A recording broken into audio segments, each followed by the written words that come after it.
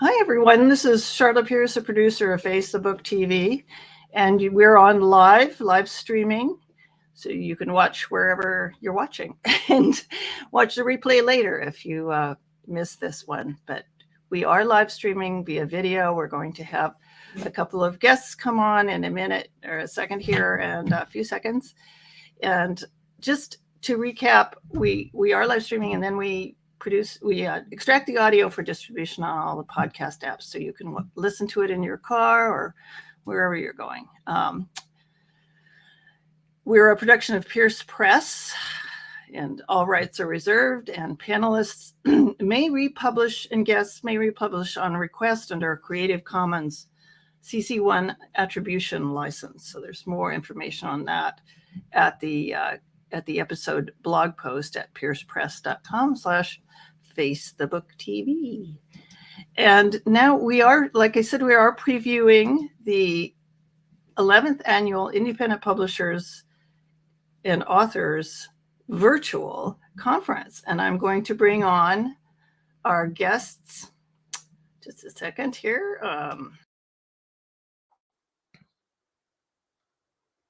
Mary Catherine Jones, who is see, Scott, this is why I need a tech director. My banners stay on. And I'm going to put on Scott, and I'm going to activate my camera somewhere. There I go. Yeah.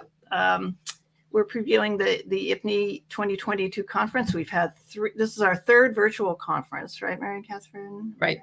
That. And we had such a great success with the first two. You know, we just figured, since we're such a large geographical area, not everyone can come to a certain spot. So tell us a little bit about it. And Scott, if you want to chirp and chime in whenever you have a question. I'm going to also be sharing the website so that people kind of get familiar with the look of that. Well, I can tell you a little bit about, I came into IPNE during the pandemic and actually came right on and started helping with you guys to organize the conference. Mm-hmm. And so my only experience has been with the online conference. And what I have found to be so exciting is that, first of all, geography doesn't limit the people who are coming, it's basically mm-hmm. joining online, but it also expands the quality of guests that we're able to have and people who are doing presentations, rather than limiting ourselves to mostly around the New England area. We have people joining from as far away as Hawaii for this conference. And so that to me is, it's taking advantage of having an internet conference. Yeah, and it seemed to be people were very engaged last year and the year before, you think that they'd be more engaged in a in-person event, but there were definitely lots of connections made. Well, one of the reasons that happened too is that by design, when we organized the conference last year, and definitely for this year as well, is we have very deliberately built in separate blocks for networking. So you're not just, joining the panels, learning all that content, that's, fabulous. But one of the things that's really difficult to emulate or to make happen in an online conference is the networking. So we have dedicated mm-hmm. blocks just for networking. And within those blocks, we've got breakout rooms. We're constantly shuffling that so that you get a chance as much as possible to meet all the other attendees. Yeah, exactly.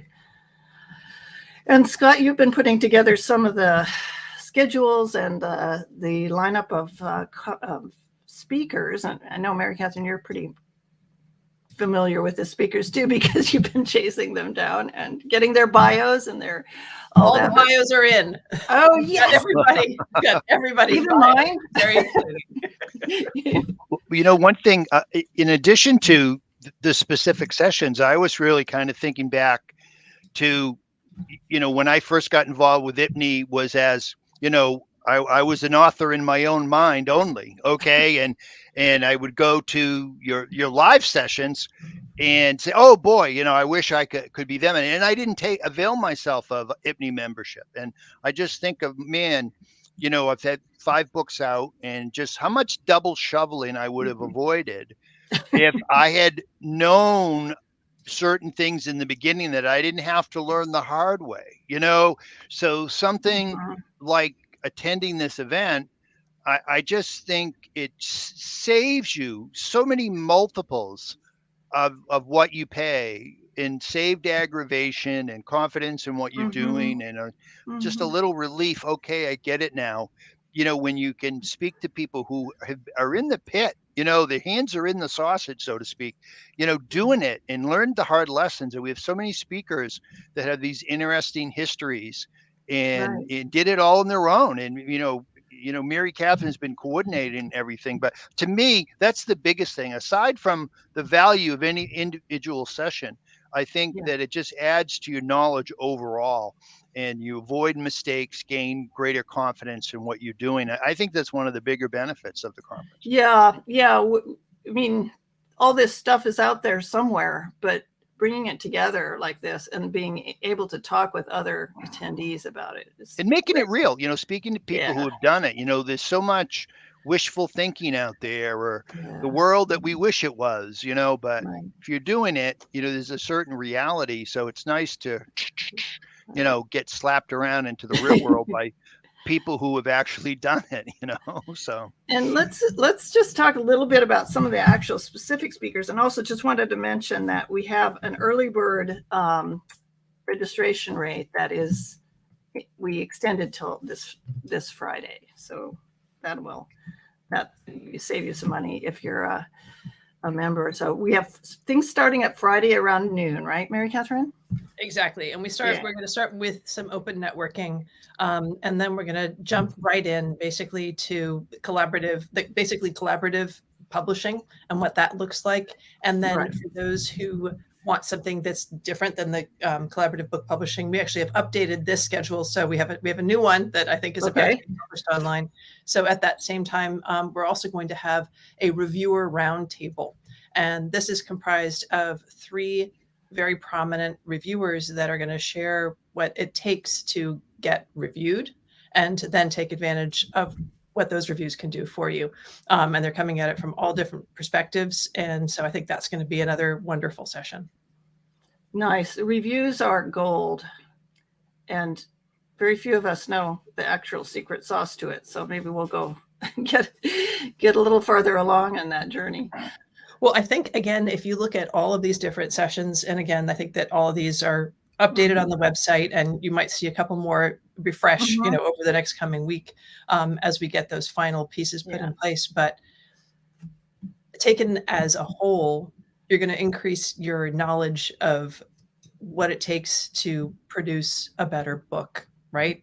But within that, each individual session, it might be that one piece that actually sort of opens up everything for you. That might be that one nugget. And this is the cost for going to the conference, which once you join that, if you're not already a member of IPNE, it also gives you a year membership. The barrier is so low. I think it's under $100. And for a 2-day conference with all of these different sessions, it's one of the best deals out there right now.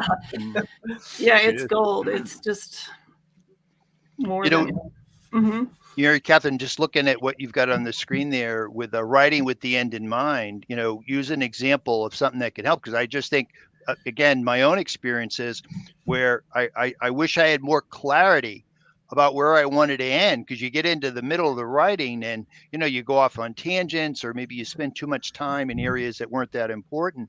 And so I'm interested in that session, just to help get a better idea of clarity at the end. And I love this line: writing a book is art, but selling a book is business. So, you can't take care of business unless you have some clarity from the very beginning. So, well, and I can give you a little more information about that session in specific, because I've known Paula for, over 10 years. And one of the things that she really focuses on is when she's talking about writing with the end in mind, it's not just what do you want your book to be about and how do you, who do you want to sell it to, but really specifically, what kinds of markets might you be able to tap into that are non-traditional markets, that by making some specific language in your book or having some more detail in your book, you'd be able to market to that submarket.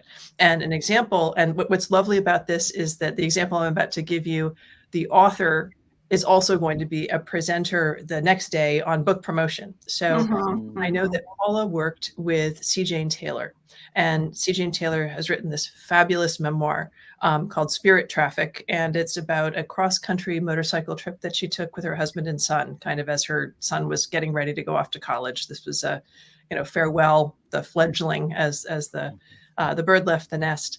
And there's a lot of detail in there about the bikes that they rode and, of course, the journey itself. And Paula was saying to Jane, you have an opportunity here maybe to tap into the motorcycle market.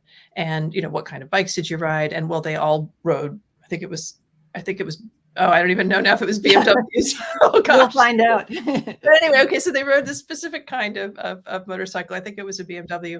And so by fleshing that out just a little bit, then she was able to approach them and say, hey, is this something that your audience might be interested in?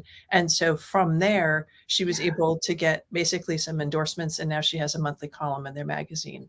Right. And similar things have happened with people like film and television deals. Yeah, exactly. And it's not about, putting something that is disingenuous in there. It's about what do you have in there? And well, if this was important to your book, then there are other people who are like you who are going to be interested in reading about this for that reason. And so this will be a way to access that market.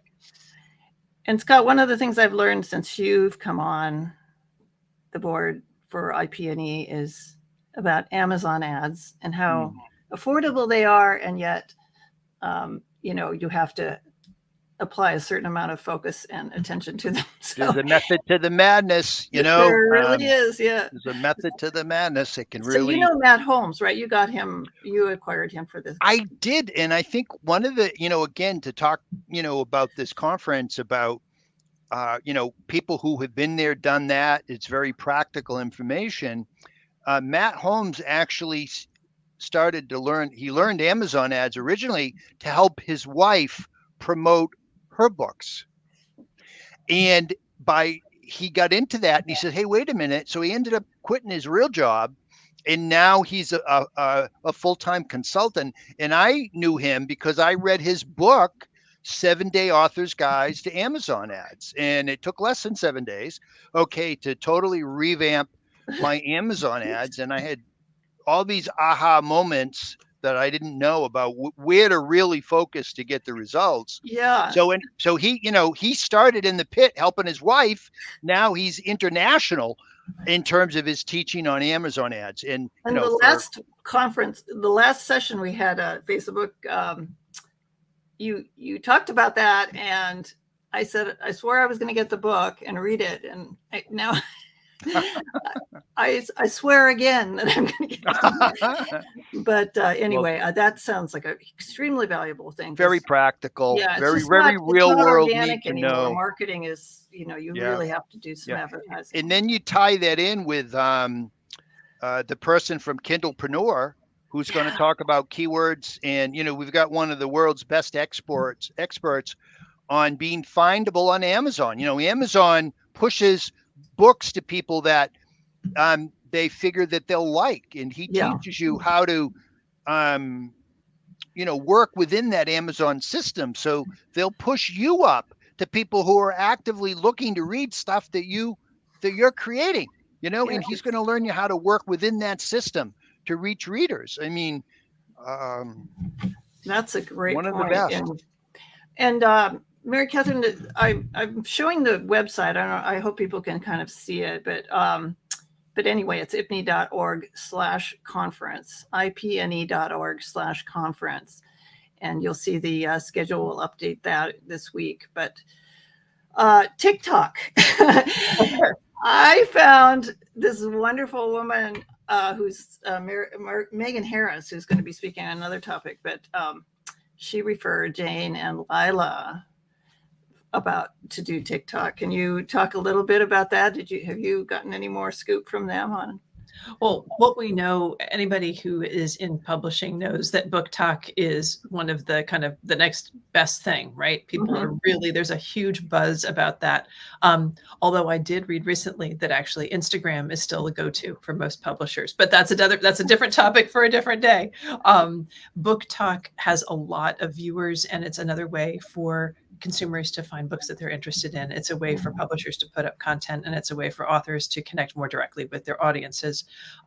Like every social media platform, there's going to be tips and tricks that are unique to the platform. And that's why we're really lucky that we've got Jane and Lila to kind of help walk people through that process. How do you set up a book on Book Talk? What's going to be the most effective strategy to be seen?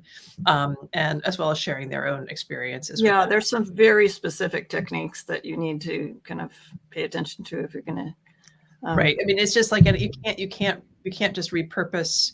Oh, sorry about the banner. You can repurpose some of your material, but it has to be tweaked in a specific way in order for it to be optimized for TikTok. And it's the same thing with, LinkedIn or with Facebook and all of that. You can have some of the same core pieces, but you have to present them in a different way. So what else do we have? What other kind of I know we're skipping over a lot of stuff, but is there anything in particular you want me to highlight here? Well, one of the things, just talking about the keywords, it made me think of Pam Shepard, who's going to be doing a session. And what her expertise is actually, it's the keyword search, but it's actually in searching for comp titles, right? And I know that, right? Is that comparative, exactly, comparative titles. And Charlotte, I think that you had a wonderful interview with her here on Facebook a year or so ago, where she really went into depth about the importance of that. But as I understand it, looking for comp titles is important even before you started writing, or when you're just at the very beginning. You might have the most wonderful idea for a nonfiction book or for a fiction book. And by doing this pre-research, you might find, I am right, there has never been another book about this. Or you might find that actually last year, a dozen were published and yours is just going to be, a drop in the bucket. And so making the effort to research what's already out there, but also how what words are used to describe those titles. And so if you have other books that have a similar topic, right, that as to what you're writing, and then you can take advantage of those similar keywords and search terms so that you can reach a broader audience. I like that slippery marketplace. Did you write that, Scott? I have no clue. I can't remember. You're not going to take credit for that, right? No clue. Then later on Friday night, we have the Indie Bookseller Award. Are we saying who that is yet, or is that going to be a surprise?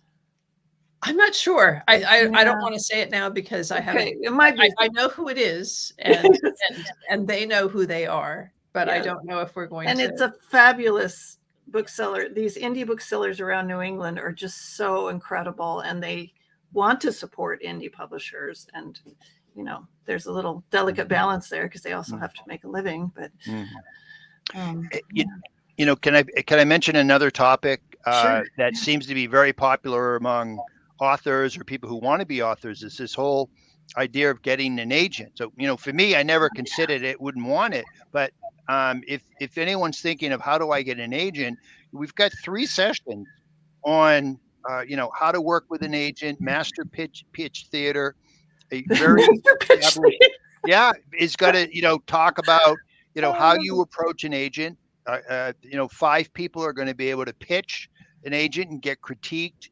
And also there's another session on query letters and particularly the most common mistakes that authors make in their query letter to agents. So if you have a thought in your mind, hey, how do I get an agent, and you want to get some clarity on how to do it, man, there's three sessions here that are going to give you a ton of information for people who are actually doing it. So, and I love that one, that querial killers, things to avoid before easily fixed common mistakes. Yeah, just don't do it. Here's what you don't do.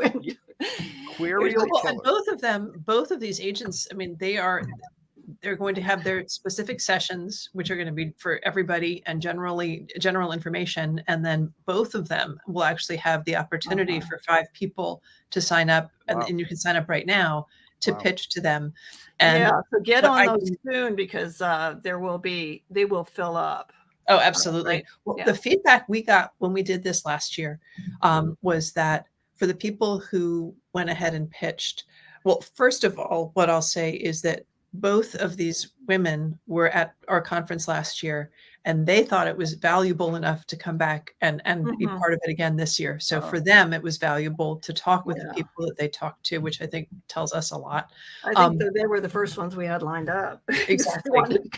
Exactly. Yeah. And then for the people who pitched to them, what this is, it's an opportunity to start understanding how you're doing your pitch. You get direct feedback of this is what you did well. This is what you need to improve. I mean, you don't get to have that kind of opportunity very often. And so to have someone there who's in the business and who can critique it, even if it's not the genre that they're looking for, they'll be able to say, if you led with this, it would be a much stronger package for a potential agent to look at. So I really think that you have literally nothing to lose by signing up, and just practice. So, sign up. Ton to gain. Ton to gain. Pound for pound. It's so, or, dollar for dollar or whatever. It's just valuable. And then there's a lot about promotion and marketing too, right? Mary Catherine? Absolutely. Yeah. Well, one of the things I was talking about with TikTok and about how you present that, we're going to be talking about, I'll be doing basically moderating a Q&A session with IPNE President Eddie, who's and Vincent, who's going to be answering questions from people in the room, as well as some that I'm going to have prepared for him on once you've published your masterpiece, right? What are those pieces of collateral that you should always have kind of in your back pocket that you can then use to promote your book across all sorts of different channels? And in what way can you do that? So for example, you might have, you've got your book. Have you created an ebook? This is why you probably want to think about doing that. All right. Have you thought about an audiobook? Is an audiobook the right thing for you? If you've created an audiobook, then what pieces do you use to help promote that? You've got your 5-minute sample that's always part of that process. Where can you post it aside from just on an audiobook platform, right? Yeah. Well, one thing you can do is you can pair that with images from the book, and now you've created an audiobook trailer. And so now you've basically got a visual with the audio, and you can promote that in different places. And that's just scratching the surface of how do you maximize the assets that you already have and therefore minimize the cost, but then use that to promote to promote your publishing, to promote your product and all of that. It's, maybe you use that as a launch pad to get on podcasts, and then how can you reinforce your brand by doing that? So I think that's going to be a great session. And then there's the question of how you pay for it all. Right. Tell me a little bit about this session, or Scott, if you know anything about the Kickstarter session. I think you know some of those folks. Well, the only thing I know, we're going to talk to, 2 authors, I think they're USA Today best-selling authors, by the way, who together have helped authors raise more than $750,000 just in the past year or so on Kickstarter. So if you have any thoughts of using Kickstarter, man, again, people whose hands are in the sausage actually doing it, giving you advice here, and they've worked with a lot of authors, and they've helped them raise a lot of money to get their projects going. So, well, I raised $3,000. It's not quite $500,000, but it did make a book happen. So. I was about to say, you have $3,000, and you're well on your way, depending on what it is that you're. It's a children's book. We had to finance the illustrations, and it was. And that can be really expensive. Yeah. Yeah, they're $150 a page, or $200 sometimes. Exactly. So, yeah. What else should we cover before Scott has to turn into a pumpkin?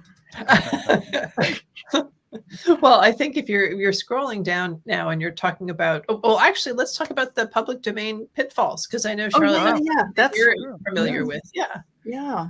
Because your name's on there. So why don't you tell us about that one? Well, yeah. I mean, this is a project I've been involved with for about 10 years. It's called the Peeragogy Project. Peeragogy. So not pedagogy, but peeragogy. So it's peer-based learning and production environments, and the tools and the strategies and the best practices to make those successful. So in the process of that, it's a bunch of open source people. They're all around the world, and they are very committed to open source and accessible, not putting up barriers to knowledge. So the Open Knowledge Project we've been involved with them from time to time. And so we encourage people to steal the book. You remember that book, Steal This Book? Yeah. Yeah. Is that Abby Hoffman? I think so. I think you're right. You're right. Yeah. So, it's kind of not that radical, but it's just, and to my knowledge, nobody really has without attribution, at least. It was taken by someone in South America, Argentina, and they translated it to Spanish and published it there. And we were just ecstatic. So we do consulting on this topic, and we don't make a lot of money at it, but it has that ancillary sort of rollover benefit to the rest of us, or to the rest of our professional work. So That's great. Yeah. So one of the questions that I have about that, Charlotte, and maybe, I don't know if this is something that will be discussed at the conference. I know that at IBPA, one of the hot topics has been copyright and Amazon, and how sometimes there will be basically pirated editions that are available. And then the authors are trying to assert, well, this is my book. And sometimes Amazon's like, oh, we don't know what's going on. So right. Is that something you all are going to cover? Well, we'll take a look at that. Yeah. I've been told that there's really nothing you can do about that. And it doesn't necessarily impact your bottom line or your sales that much. I may be wrong. Others' experiences may vary, but people in, I don't know, Mongolia or Croatia may copy your book and put it out and ship it as yours. It's a huge, it's just a lot of effort and it's clearly not well produced, most of them. So, right. I think it's more about brand confusion and title confusion, particularly for smaller publishers and authors, where that could be a problem. I mean, it's happened to me, and I haven't, I don't know. I just keep carrying on. I just put more stuff out there under my own flag, and I don't know. I haven't. So another, since we've got the book production and design panel. Oh, I'm sorry. Go ahead. I'm going to wave goodbye. Come to the conference. Scott, thanks for coming by. You're going to get, you'll get multiples back, for what you pay. Take a good long look at the website. Hope to see you there. Yeah. Thanks for all your help. Yeah. Hi, Scott. Bye, Scott. So I wanted to talk about the book production panel, because that was up on the screen, and we actually do have more people on that design panel. It's just we haven't updated that on the website yet, but we're going to have Deidre Rendell as well as Sally Stetson are going to be presenting on. Oh, with Megan? Exactly. Yep. Okay. Yeah.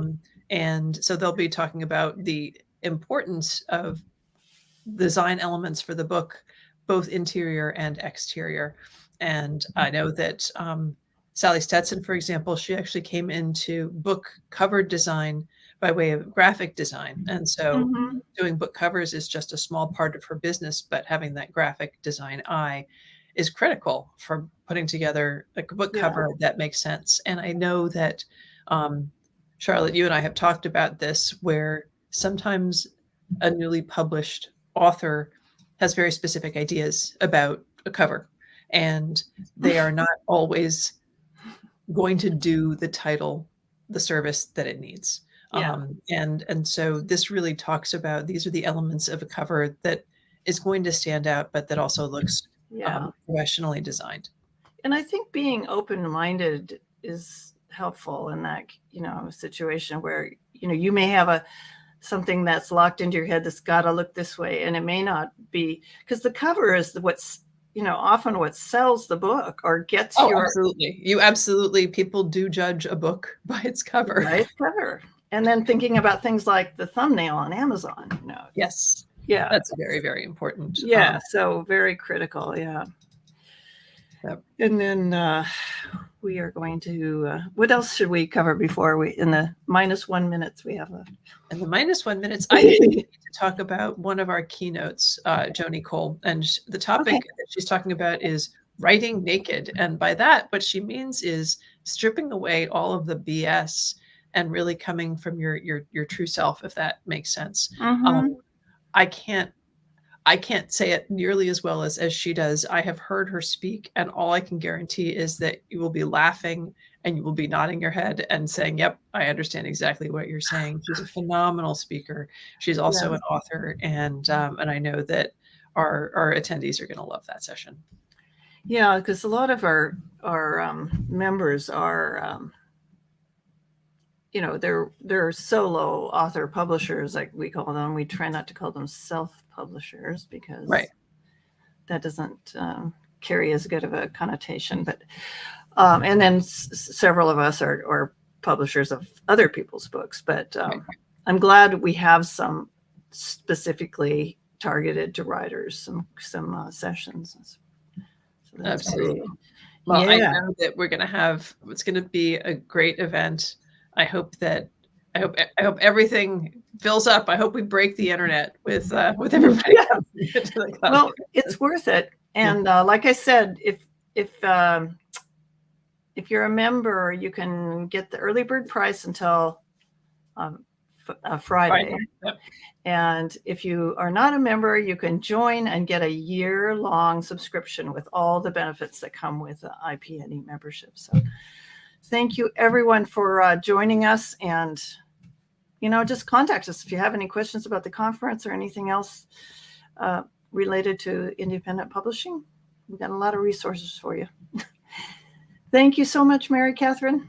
Thank you so much, Charlotte. Yeah, you've been working so hard on this conference, and we truly appreciate you. All of us have. You've been on those calls. I know, but you hounded us till we got on the call. Where's my bio? That's right. But thank you for that effort, and we will be talking with you again very soon. Wonderful. Talk to you soon. Bye, everyone. Bye.